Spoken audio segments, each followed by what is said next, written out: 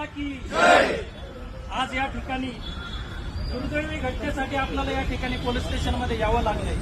ज्या काही गोष्टी मला या ठिकाणी सांगायच्या आहेत आणि आपल्याला मांडायच्या आहेत, पहिली गोष्ट म्हणजे हा जो ऍक्सिडेंट झाला, जसं अमित म्हटलं की अपघात नाही, हे सगळं पब कल्चर जे या ठिकाणी पुण्यामध्ये फोफवलंय. मला आठवतं या पुणे शहरामध्ये शिक्षणासाठी आपण आलो. पुणे म्हणजे काय, शिक्षणाचं माहेरघर, पुणे विद्येचं माहेरघर, संस्कृतीचं माहेरघर, आणि आज परिस्थिती अशी आली आपल्यासारख्या लोकांना पोलीस स्टेशनच्या आवारामध्ये त्या पब कल्चरचे परिणाम दाखवण्यासाठी आपल्याला हे आंदोलन मांडावं लागतंय. प्रश्न फक्त अपघाताचा नाही, ज्या पद्धतीने पोलीस प्रशासन त्या दिवशी राबलं, जे वागलं, त्याचा आम्ही निषेध करतो. तुम्ही रात्रभर या ठिकाणी आमदार आले, सांगितलं या गोष्टी कशा करायच्या, आरोपीला